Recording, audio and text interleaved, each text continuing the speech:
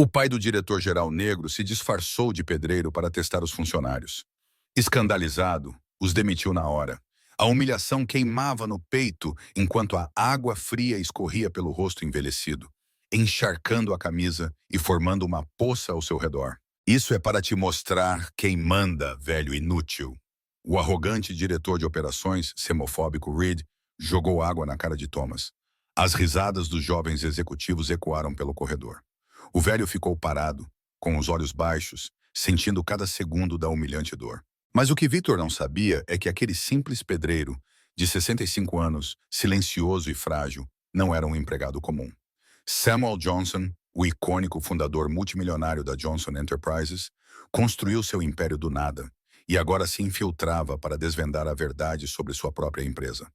No coração de Atlanta, a Johnson Enterprises erguia-se majestosa com suas 40 plantas de cristal e ferro, símbolo do sonho americano realizado por um homem negro que desafiou todas as dificuldades. Samuel Johnson não teve uma vida fácil. Filho de um motorista de ônibus e uma trabalhadora da limpeza, cresceu nas ruas da cidade, onde as dificuldades sufocaram seus sonhos e oportunidades. Aos 23 anos, em um cenário de desigualdade, Samuel ousou sonhar com sua própria empresa de tecnologia. Começou em um garagem alugado com dinheiro emprestado de amigos, trabalhando incansavelmente para realizar sua visão.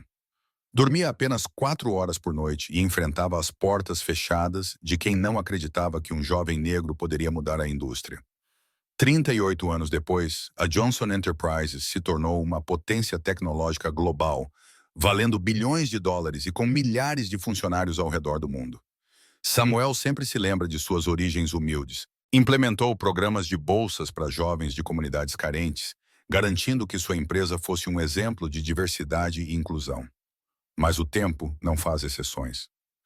Após 40 anos de dedicação total, sentindo o peso da idade, decidiu transferir as rendas a seu único filho, Marcus Johnson. Marcus, preparado pelo pai, se formou em Harvard com honras e aprendeu os valores essenciais da empresa: igualdade, criatividade e respeito a todos. Samuel confiava que seu legado estava seguro. Após deixar a direção, começou a receber notícias preocupantes de antigos companheiros leais. Rumores de arrogância dos executivos, maltrato aos funcionários mais simples, discriminação sutil e um ambiente de pressão constante estavam arruinando a cultura de respeito que ele tanto prezava. No início, Samuel tentou ignorá-lo, acreditando ser apenas a resistência natural a uma mudança de liderança. Quando uma antiga secretária de confiança o chamou chorando, relatando sua humilhação pública antes de desistir, ele percebeu que não podia mais fingir que tudo estava bem. As palavras dela ecoavam em sua mente. A Ciara Johnson está morrendo por dentro. Samuel não pôde ignorar os sinais alarmantes e decidiu agir. Dispensar um simples pedreiro contratado para reparos na empresa, usando o nome de Thomas para testemunhar a verdade com seus próprios olhos. No seu primeiro dia como Thomas, seu coração acelerou com nervosismo e incerteza, sentimentos que não sentia há décadas. Ele ficou com o cabelo grisalho. Ele deixou a barba crescer por semanas. Ele tomou uma postura encurvada e vestiu roupas simples que escondiam o corpo do homem que antes brilhava nas capas das revistas de negócios. Com seu simples uniforme cinza de trabalhador, Samuel sentiu na hora sua invisibilidade diante dos jovens executivos que passavam correndo, como se fossem parte da decoração. Foi rapidamente apresentado a uma equipe de manutenção por um supervisor de meia-idade, cuja frieza era evidente. Este é o novo Thomas. É antigo, mas era o único que tinha. Mostre que ainda é útil, disse o supervisor, entregando-lhe algumas ferramentas antes de se afastar rapidamente, sem mais instruções. Absorvido em suas lembranças do vestíbulo que projetou, Samuel notou uma figura se aproximando pelo corredor. Os passos ecoavam com poder e soberania. Victor Rehev era o novo diretor de operações, conhecido por Samuel apenas por meio de Marcus. Alto, cabelo branco bem penteado e vestido com elegância, bastou uma olhada para que Samuel sentisse a pressão da confiança que ele exalava. "Você é novo aqui, certo?" Victor perguntou de forma condescendente, avaliando Samuel de cima a baixo. "Não pagamos os velhos para trabalharem devagar. Acelere o seu trabalho. Não tolero sujeira aqui." Com um sorriso satisfeito, Victor atravessou a área limpa, deixando marcas de barro para trás. Nas próximas semanas, Samuel presenciou uma cultura corporativa que jamais imaginou existir na empresa que construíra com amor e dedicação. Viu o pessoal de manutenção, cabisbaixo e silencioso, imersos em seu trabalho, cercados de temor. Você percebeu como os executivos tratavam suas secretárias com aspereza, ignoravam o pessoal de limpeza e conduziam reuniões baseadas no medo, não no respeito. Uma realidade cruel o tocou profundamente, mas ele sabia que precisava continuar sua pesquisa até descobrir toda a verdade. Samuel teria coragem de enfrentar as humilhações diárias em busca da verdade? Até onde vai a crueldade desses executivos abusivos?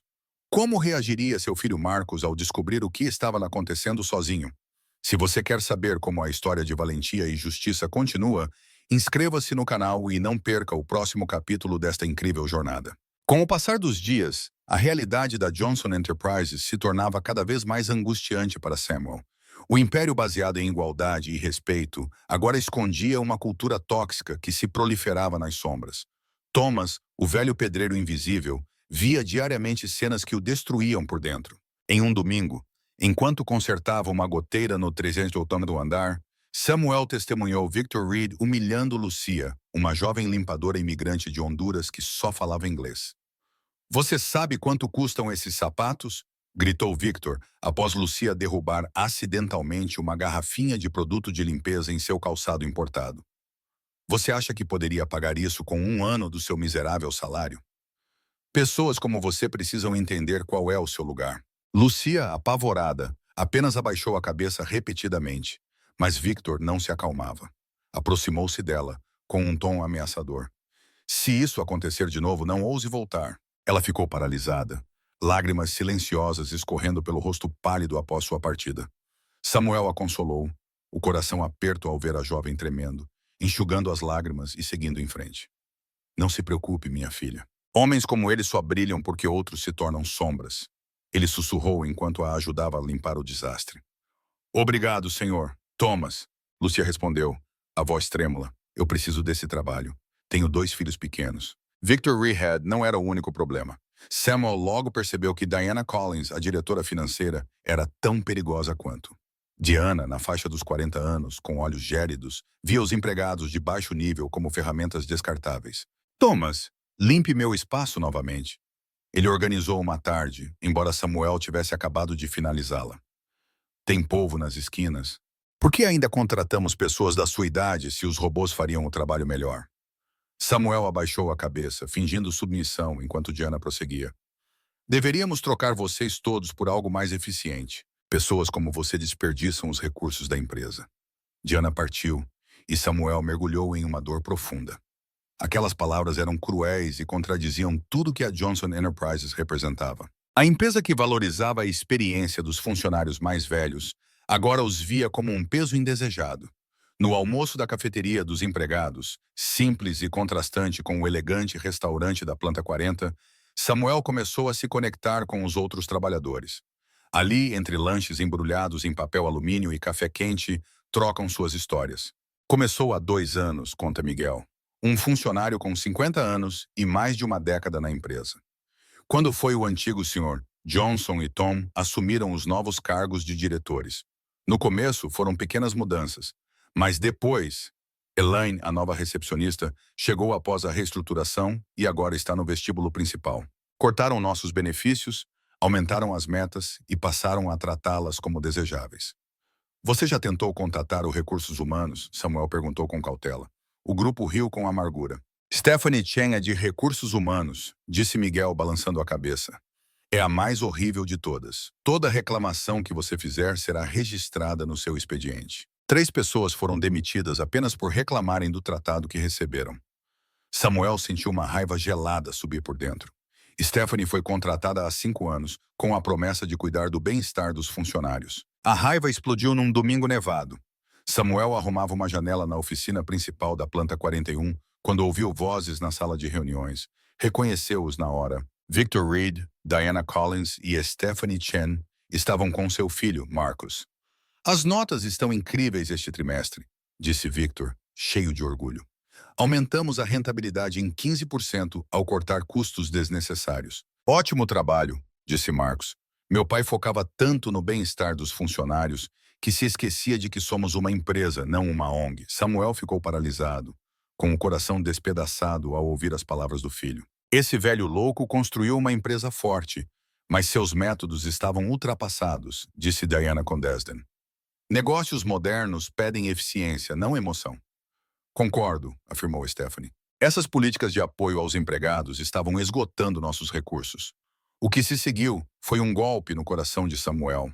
Seu próprio filho traiu tudo o que acreditava ao se deixar corromper por executivos sem moral. Naquela noite, ao voltar para seu apartamento vazio, Samuel decidiu. Não era suficiente apenas observar. Era hora de agir. Sentado à mesa da cozinha, começou a organizar as provas. Gravações discretas no celular, notas detalhadas sobre incidentes e nomes de empregados prontos para testemunhar. Enquanto planejava, Samuel refletiu sobre o quanto seu disfarce havia sido revelado. Como diretor-geral, achava que conhecia bem sua empresa, mas ao viver como um trabalhador invisível, percebeu a verdadeira essência do seu império. Marcos, meu filho, sussurrou, você esqueceu a lição mais importante que tentei te ensinar. O valor de uma empresa se mede pelas pessoas que a constroem a cada dia, não pelos lucros. Samuel ligou o notebook e mandou um e-mail para Benjamin Lewis, presidente do conselho e seu amigo de longa data. Precisamos conversar agora, é hora de limpar. O velho leão estava acordando de seu sono profundo. E quando rugir, toda a Johnson Enterprises tremerá com sua justa fúria. Nas próximas 2 semanas, Samuel cuidou de cada detalhe de seu plano com perfeição.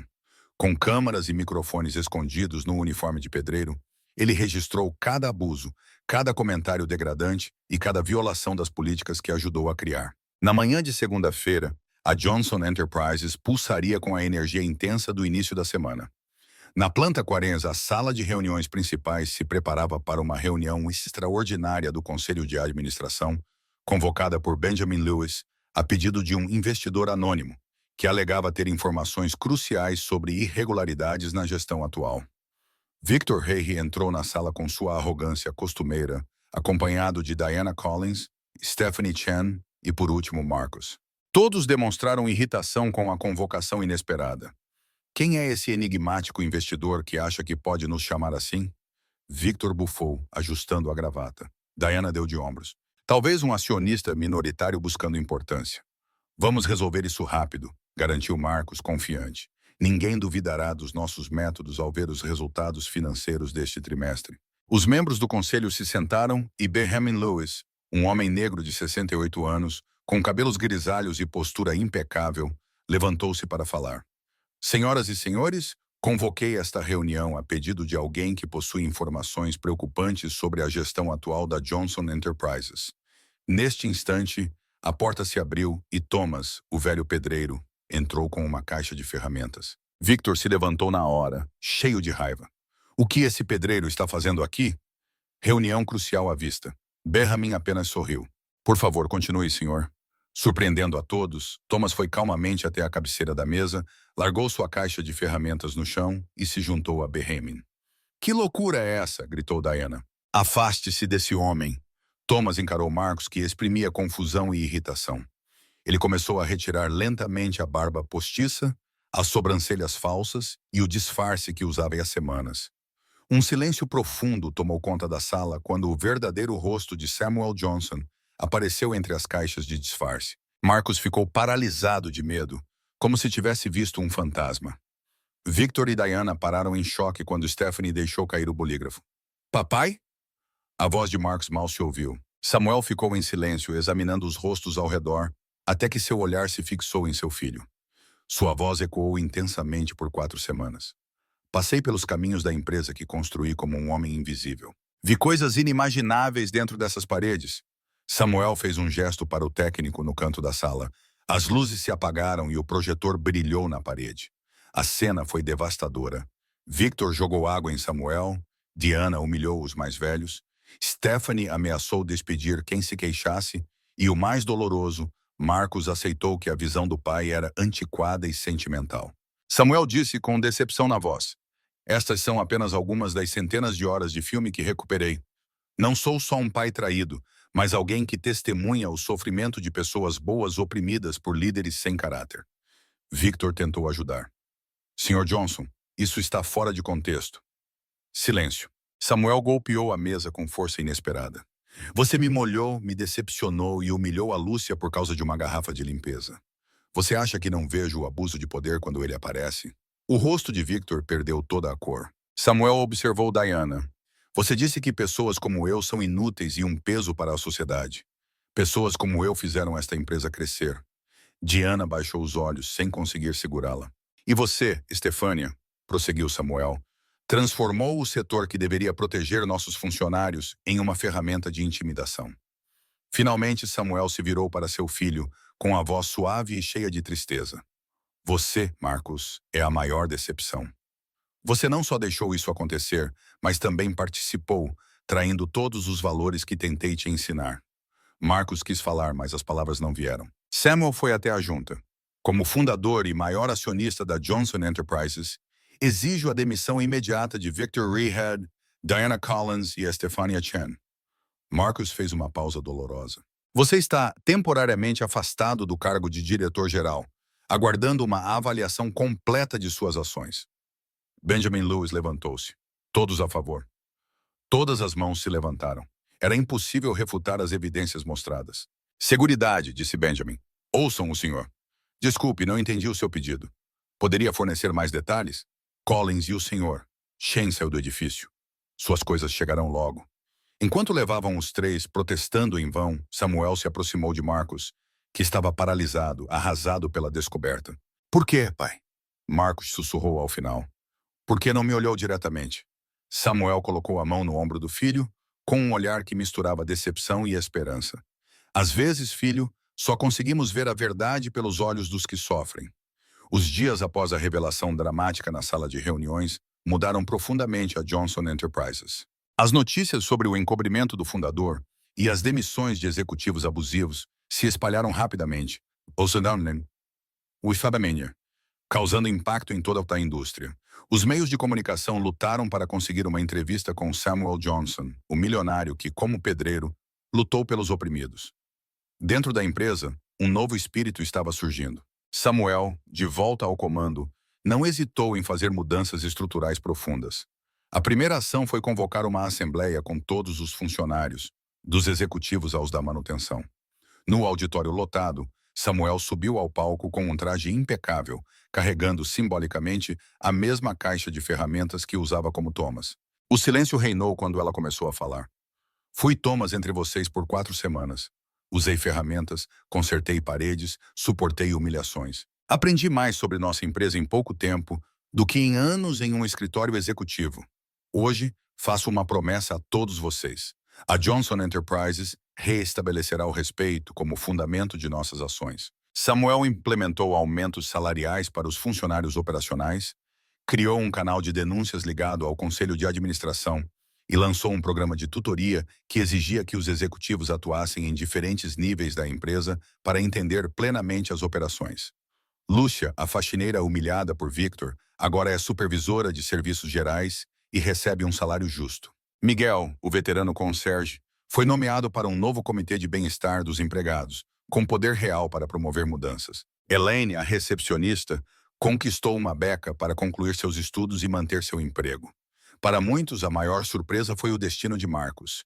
Em vez de rejeitá-lo, Samuel buscou sua redenção, um caminho que pedia humildade e esforço. Em uma tarde ensolarada, 2 semanas após a revelação, Marcos Johnson estava em uma obra, de uniforme, se sujando ao carregar materiais de construção.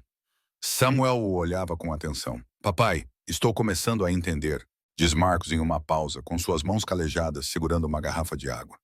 Achava que liderar era obter resultados a qualquer custo. Eu estava totalmente errado. Samuel estava pensativo. A verdadeira liderança, filho, não está relacionada ao poder. É sobre serviço. Durante um mês, você atuará em todos os departamentos da empresa, abrangendo trabalho, manutenção, limpeza e atendimento ao cliente. Você só poderá voltar a dirigir se os funcionários votarem a seu favor. Nos meses que se seguiram, Marcos passou por uma mudança profunda. A arrogância que o definia se transformou em verdadeira humildade. Conheceu os empregados, ouviu suas histórias e dividiu as refeições no jantar. Ao final do aprendizado, 87% dos funcionários votaram a favor de uma nova chance para o diretor-geral. Na cerimônia de reincorporação, Marcos tocou o coração de todos com suas palavras simples. Descobri que uma empresa não se resume a edifícios, produtos ou lucros. Uma empresa é feita pelas pessoas. Prometo honrar cada um deles todos os dias. Os executivos despedidos viram suas carreiras desmoronarem após a revelação da história. Victor Reed tentou processar a empresa por difamação, mas as provas eram fracas. Diana Collins teve que devolver prêmios conquistados por cortes em programas de benefícios aos funcionários. Stephanie Chen se tornou um exemplo nas escolas de negócios sobre como não gerir um departamento de recursos humanos. Um ano após o desfraude do fundador, a Johnson Enterprises atingiu seus melhores resultados em 10 anos, com um aumento nos lucros, satisfação dos colaboradores, retenção de talentos e impacto social positivo. No aniversário em que Samuel se disfarçou de pedreiro, a empresa inaugurou o Instituto Thomas Johnson para a Liderança Ética, dedicado a ensinar futuros líderes a valorizar as pessoas assim como os resultados. Em seu discurso inaugural, Samuel revelou a lição que aprendeu. A verdadeira grandeza de uma empresa está nas pessoas que a habitam, não nos muros que constrói. Nunca esqueçam que o empregado mais humilde carrega uma dignidade e um valor imensuráveis. Nenhum benefício justifica a perda dessa dignidade. Marcos, agora um líder renovado, estava ao lado de seu pai. Seus olhos mostravam o mesmo compromisso ético e respeito que marcaram Samuel por décadas. Nesse dia, todos na Johnson perceberam uma verdade essencial. O verdadeiro legado de um líder não está nos impérios que cria, mas nos valores que dissemina e nas vidas que transforma para melhor. Se essa história tocou seu coração e fez você refletir sobre o valor das pessoas no trabalho, compartilhe sua opinião nos comentários. Você faria o que Samuel fez para proteger os vulneráveis? Inscreva-se no canal e descubra histórias inspiradoras sobre coragem, justiça e transformação pessoal. Às vezes, a verdadeira força vem de quem escolhe se tornar pequeno para proteger os invisíveis.